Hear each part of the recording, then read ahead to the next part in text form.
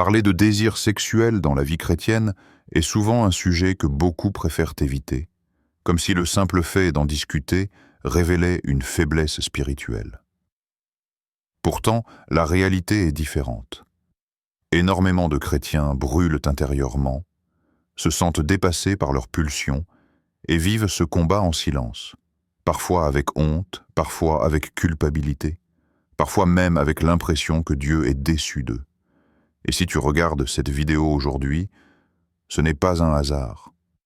C'est peut-être que Dieu veut éclairer ton cœur, t'apaiser et t'aider à comprendre ce qui se passe réellement dans toi. Le désir sexuel fait partie de l'être humain. Il ne disparaît pas parce que tu pries, parce que tu jeûnes ou parce que tu vas à l'église. Tu restes un être doté d'un corps, d'hormones, d'émotions, et Dieu le sait très bien.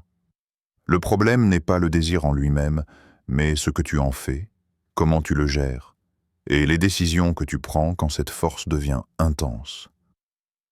Beaucoup de croyants croient qu'avoir envie est déjà un péché, alors qu'en réalité, le combat commence précisément au moment où tu choisis de garder ton cœur droit malgré cette tension intérieure. Cette vidéo est là pour t'aider à comprendre ce que tu traverses, à briser la confusion, à enlever la culpabilité inutile et à te donner des outils spirituels et pratiques pour rester debout, même lorsque la tentation devient brûlante. Ce que tu ressens ne fait pas de toi un mauvais chrétien. Cela fait de toi un humain que Dieu veut équiper, fortifier et amener à la maturité. Prépare-toi. Tu vas recevoir la clarté, la paix et la stratégie dont tu avais besoin. Tu n'es pas seul dans ce combat.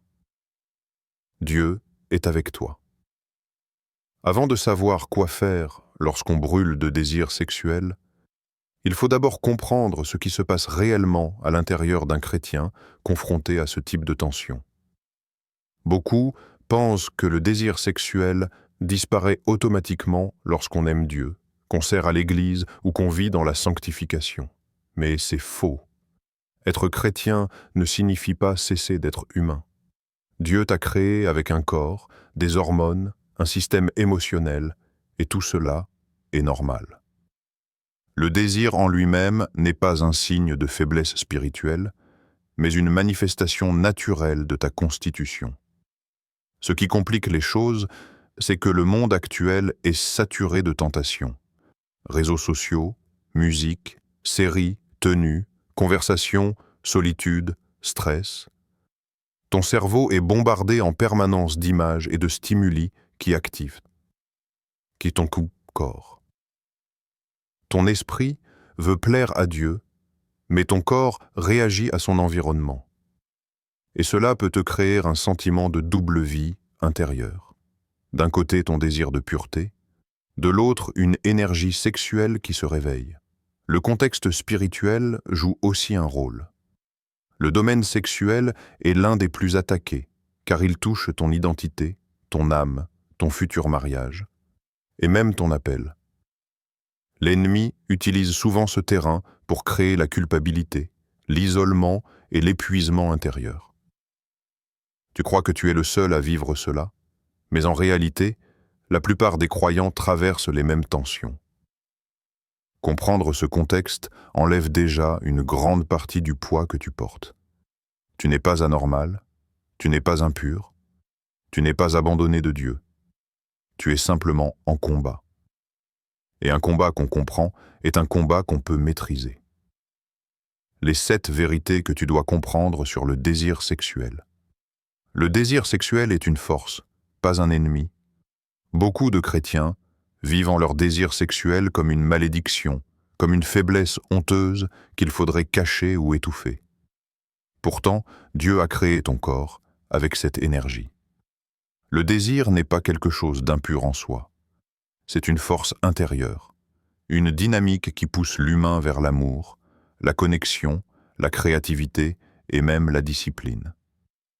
Le problème n'est pas l'existence du désir, mais sa direction.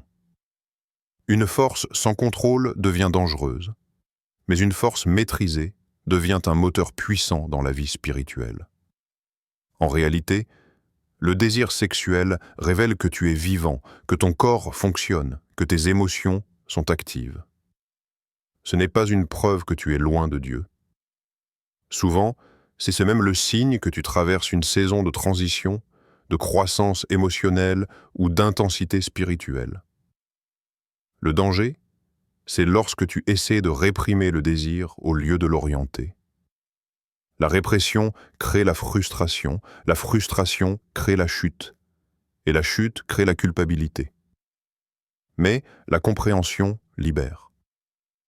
Quand tu vois ton désir comme une énergie à canaliser, plutôt que comme un poison à éliminer, tu changes complètement ton rapport à ton corps. Le but n'est pas de supprimer cette force, mais d'apprendre à la soumettre à Dieu. C'est là que commence la vraie maîtrise. Le diable attaque ce qui sera puissant dans ta vie. Il est important de comprendre que le domaine sexuel n'est pas attaqué par hasard. L'ennemi connaît la puissance de la pureté, la force d'un cœur maîtrisé, l'impact d'un croyant qui sait se tenir dans l'intégrité. C'est pourquoi les attaques, les tentations, les images, les pensées et les impulsions se multiplient souvent précisément dans ce domaine. Là où Dieu t'appelle à être fort, l'ennemi crée des pièges. La sexualité touche ton identité, ton futur mariage, ta destinée, et même ta capacité à aimer sainement. Lorsqu'une personne tombe dans la dépendance sexuelle, c'est toute sa vision, sa confiance et sa force spirituelle qui sont impactées. L'ennemi le sait, c'est pourquoi il amplifie le désir pour essayer de faire croire que tu es faible. Alors qu'en réalité, si tu es autant attaqué, c'est parce que ce domaine sera un témoignage puissant dans ta vie. Comprendre cette vérité t'aide à te déculpabiliser. Tu ne te bats pas parce que tu es faible, tu te bats parce que tu as un appel. Plus l'appel est grand, plus les attaques sont ciblées. Le désir sexualisé est parfois une distorsion de ta sensibilité. Là où Dieu t'a rendu capable d'aimer profondément, l'ennemi essaie de t'entraîner vers la confusion. Voir cela change ta perspective. Ce n'est pas un ennemi invincible, mais un domaine stratégique. Ton corps n'est pas ton adversaire, mais ton temple. Beaucoup de chrétiens pensent que leur corps les trahit lorsqu'ils ressentent du désir. Ils se sentent coupés en deux.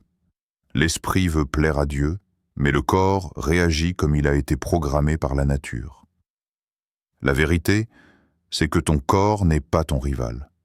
C'est le lieu où Dieu réside et agit. Il ne veut pas que tu détestes ton corps, mais que tu apprennes à l'écouter, à le comprendre et à le discipliner. Ton corps fonctionne avec des hormones, des cycles, des besoins physiologiques. Le désir sexuel qui monte n'est pas automatiquement un péché, mais une réaction normale à un contexte, à une pensée ou à une émotion. Parfois, ce que tu crois être du désir sexuel est en réalité de la solitude, du stress ou un manque d'affection. Parce que le corps ne parle pas avec des mots, il s'exprime par des impulsions. Lorsque tu comprends que ton corps n'est pas contre toi, tu apprends à coopérer avec lui au lieu de le combattre. Tu apprends à identifier ce qui déclenche, ce qui apaise, ce qui nourrit ou ce qui fragilise. Honorer ton corps, ce n'est pas céder à toutes ces impulsions, mais apprendre à être un bon gestionnaire de ce que Dieu t'a donné. La maîtrise commence par la compréhension. La tentation n'est pas un péché, mais une exposition. Beaucoup de chrétiens se condamnent dès qu'ils ressentent une tentation. Ils se disent « si je ressentais Dieu, je ne vivrais pas ça » ou « un vrai chrétien ne penserait pas à ça ». Ce sont des mensonges. Même Jésus a été tenté, et pourtant il était sans péché.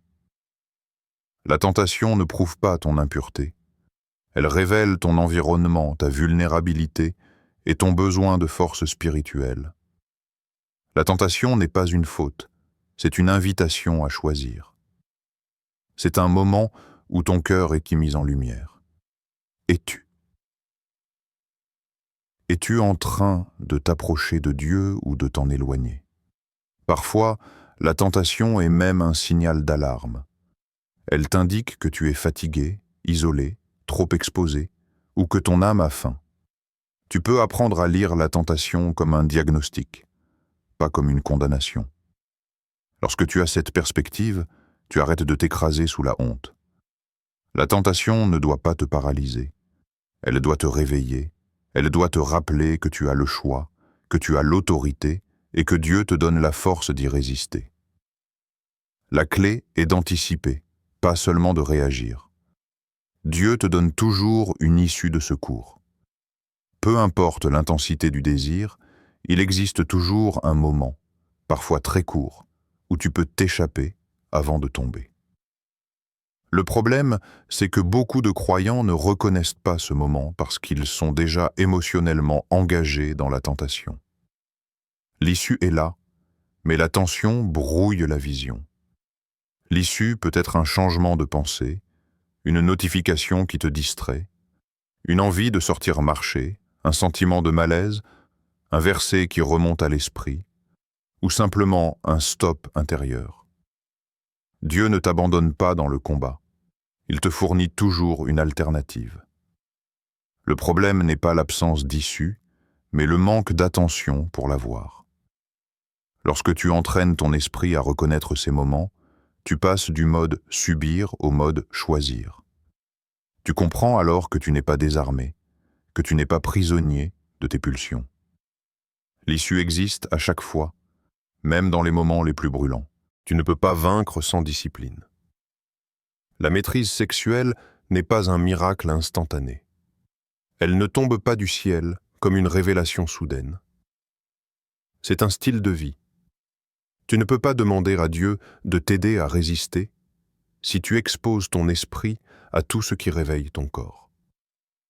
La discipline, ce n'est pas seulement prier, c'est organiser ton quotidien pour ne pas nourrir la tentation.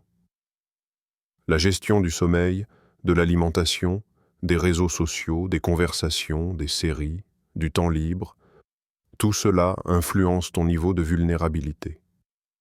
Les moments où tu tombes ne sont souvent pas dus à une faiblesse soudaine, mais à l'accumulation de petites négligences. La discipline n'élimine pas le désir, mais elle réduit sa puissance.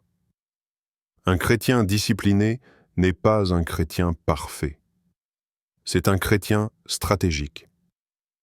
Quelqu'un qui sait quand il est vulnérable, qui sait ce qui l'expose, qui sait ce qui le fortifie et qui structure sa vie selon sa vision spirituelle, pas selon ses impulsions. Ce combat prépare ton futur mariage et ta maturité. La maîtrise sexuelle n'est pas seulement un combat, c'est une préparation. La capacité à gérer ton désir aujourd'hui déterminera ta capacité à être fidèle demain. Beaucoup pensent que tout change après le mariage, mais ce n'est pas vrai. Le mariage n'éteint pas les impulsions, il révèle ce que tu es devenu. Chaque victoire intérieure construit ta maturité émotionnelle et spirituelle. Tu apprends à aimer de manière saine, à différencier désir et affection, à te connaître toi-même. Ce combat te prépare à être un partenaire stable, capable d'aimer, de respecter et de protéger l'autre. La sexualité n'est pas seulement physique, elle est aussi émotionnelle, spirituelle et mentale. Tu ne combats pas pour survivre, tu combats pour construire. Pour devenir l'homme ou la femme que Dieu prépare pour une relation stable, pure, épanouissante. Ce combat n'est pas une punition, c'est un entraînement. Et chaque effort compte. Les 7 actions concrètes à poser lorsqu'on brûle de désirs sexuels coupés immédiatement les déclencheurs. Tu ne peux pas combattre ce que tu continues de nourrir. Dès que tu sens ton corps s'échauffer ou que tes pensées commencent à dériver, identifie ce qui a provoqué la montée. Une vidéo, une tenue, une conversation, la solitude, un souvenir, une imagination, un réseau social. La pire erreur d'un chrétien, c'est de croire qu'il peut prier après s'être exposé. La victoire commence avant la tentation. Si ton environnement allume ton désir, change-le. Supprimer, bloquer, se détourner ou se déconnecter n'est pas un manque de foi. C'est une preuve de sagesse. Tu n'as pas besoin de prouver ta force en restant dans ce qui t'allume. Quitte la zone dangereuse dès la première seconde. Rediriger ton énergie plutôt que l'étouffer. Le désir sexuel est une énergie. Si tu essayes de l'éteindre brutalement, elle se retourne contre toi. La clé, c'est la redirection. Sortir marcher, faire du sport, écrire, chanter, prier en mouvement, ranger, lire, travailler. Ton corps doit sentir que tu transformes cette impulsion en action constructive. Une énergie non utilisée devient une tension intérieure. Et cette tension cherche une issue rapide. Mais quand tu libères cette énergie dans une activité saine, la pression retombe. Beaucoup tombent parce qu'ils restent immobiles, seuls et mentalement disponibles à la tentation. Le mouvement est un outil spirituel. Il neutralise l'impulsion. Renforcer ton esprit avant le moment critique. Ce n'est pas au moment de la tentation qu'on construit la victoire, c'est avant. La prière, la méditation biblique, les temps de louange, le jeûne, l'entourage, la confession. Tout cela augmente ta force intérieure. Quand ton esprit est faible, ton corps prend le dessus. Quand ton esprit est nourri, il dirige ton corps. Beaucoup pensent « je prierai quand je serai tenté », mais c'est déjà trop tard. La tentation n'est pas un moment d'entraînement, c'est un moment de test. Celui qui se prépare avant est celui qui tient debout. Tu n'as pas besoin d'être parfait, mais tu dois être nourri spirituellement au quotidien. Remplacer les pensées au lieu de les combattre. Tu ne peux pas chasser une pensée avec la volonté seule. Plus tu lui résistes, plus tu la renforces. La bonne stratégie, c'est la substitution. Changer volontairement d'image mentale. Lire un verset, penser à un objectif, visualiser un appel, se rappeler une promesse, appeler quelqu'un, mettre une louange. Le cerveau ne peut pas maintenir deux images contradictoires en même temps. Celui qui remplace, gagne. Celui qui essaie de ne pas penser, finit piégé. La clé est simple. Dès que la pensée sexuelle apparaît, change de paysage mental immédiatement. Ne laisse jamais la pensée s'installer. Gérer ton corps comme un allié. Le corps fatigue, s'excite, s'épuise, se recharge. C'est normal. Tu dois apprendre son langage. Quand tu manques de sommeil, ton corps est plus vulnérable. Quand tu es stressé, il cherche une décharge rapide. Quand tu es isolé, il crée des illusions de besoin. Prendre soin de ton corps est un acte spirituel. Bien dormir, manger correctement, boire de l'eau, équilibrer tes activités. Beaucoup pensent que leur tentation est spirituelle, alors qu'elle est simplement physique. Quand ton corps est équilibré, ton désir baisse naturellement. Honorer ton corps, c'est réduire ton combat. Créer un environnement qui soutient ta pureté. Ton environnement détermine 80% de tes victoires. Si tu es entouré de personnes qui plaisantent sur le sexe, consomment des contenus douteux, envoient des messages ambigus, tu vas chuter. Mais si tu t'entoures d'amis spirituels, de modèles sains et sains, de contenus propres, d'habitudes alignées, ton esprit gagne en stabilité. Ce n'est pas seulement une question de discipline personnelle, c'est une stratégie de construction. Tu dois créer un environnement où la tentation a peu d'espace. La pureté n'est pas un accident, c'est une atmosphère qu'on bâtit. Chercher l'aide avant la chute, pas après beaucoup de chrétiens cherchent de l'aide une fois qu'ils sont tombés, mais très peu demandent un soutien quand la tentation commence. Pourtant, c'est précisément là que la victoire se joue. Avoir une personne de confiance, un mentor, un ami spirituel à qui tu peux dire « je me sens faible aujourd'hui » change tout. Le silence est le carburant de la chute. La transparence est la clé de la victoire. Tu n'es pas fait pour combattre seul. Demander de l'aide n'est pas un signe de faiblesse, c'est un signe de maturité. Celui qui demande tôt, gagne tôt. Aujourd'hui, je viens déclarer sur ta vie que ce combat n'est pas ton identité. Tu n'es pas ce que tu ressens, tu n'es pas ce que tu as vécu, tu n'es pas défini par tes chutes ni par tes impulsions. Dieu dit, je te relève, je te restaure et je t'équipe pour marcher dans la maîtrise que j'ai préparée pour toi. Tu as cru que tu étais faible, mais le Seigneur t'appelle fort. Tu as pensé que tu étais impur, mais le Seigneur t'appelle purifié. Tu as vu ton désir comme une malédiction, mais Dieu te montre aujourd'hui que tu es en train d'être formé, affiné et préparé pour une saison nouvelle. Je prophétise que l'esprit de confusion qui t'entourait se brise maintenant. Les liens d'habitude secrètes, les pulsions incontrôlées, la culpabilité qui t'alourdissait, tout cela commence à perdre son pouvoir sur toi. Dieu dépose en toi une nouvelle force, une nouvelle lucidité, une nouvelle paix intérieure. Là où il y avait agitation, il place la clarté. Là où il y avait honte, il place l'assurance. Là où il y avait des luttes nocturnes, il place des victoires. Tu ne seras plus esclave de ton corps, mais maître de tes pensées. Je déclare que la saison où tu te cachais est terminée. Dieu te fait entrer dans une maturité nouvelle. Tu n'es pas destiné à vivre dans la peur de tomber, mais dans la joie de rester debout. Ce que tu considérais comme un combat sans fin devient un témoignage puissant de transformation. Le Seigneur dit, « Je t'apprends à dominer et je fais de toi un exemple de discipline et de pureté. » Reçois maintenant une nouvelle force. Reçois une nouvelle grâce.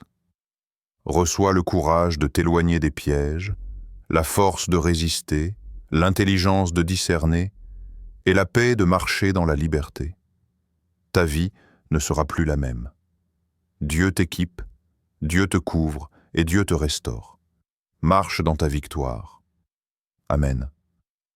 Si tu es arrivé jusqu'ici, ce n'est pas un hasard. Cela signifie que Dieu te parle, qu'il t'attire, qu'il t'enseigne et qu'il te prépare à vivre une nouvelle manière d'affronter ce domaine si sensible de ta vie. Le désir sexuel n'est pas ton ennemi. Il devient un ennemi seulement quand il est mal géré, ignoré ou vécu dans le secret. Aujourd'hui, tu as reçu des vérités, des clés, des actions pratiques et un appel prophétique pour comprendre que tu n'es pas dans un combat perdu d'avance, mais dans un processus d'apprentissage, de maturité et de victoire. Tu n'es pas seul. Tu n'es pas anormal. Tu n'es pas abandonné de Dieu. Tu es simplement humain, et Dieu te donne les outils nécessaires pour avancer avec sagesse, maîtrise et paix intérieure. Chaque chrétien traverse un moment où son désir le dépasse. Mais chaque chrétien qui choisit la lumière, la vérité et la discipline finit par triompher. La pureté n'est pas un état parfait, c'est une marche quotidienne. Et tu es sur le bon chemin. Je t'encourage à ne pas garder ce message pour toi. Quelqu'un d'autre vit peut-être ce même combat dans le silence et dans la honte. Partage cette vidéo, laisse un commentaire. Abonne-toi si tu veux recevoir d'autres messages qui fortifient ton cœur. Et surtout, retiens ceci. Dieu ne t'a pas abandonné dans ce combat. Il t'équipe chaque jour. Il te fortifie, il te restaure. Et il fait de toi un témoignage vivant de la puissance de la maîtrise et de la transformation. Tu n'es pas tombé sur cette vidéo par hasard. C'est une étape dans ta restauration. Continue à avancer. Continue à grandir et marche dans la liberté que Dieu a préparée pour toi.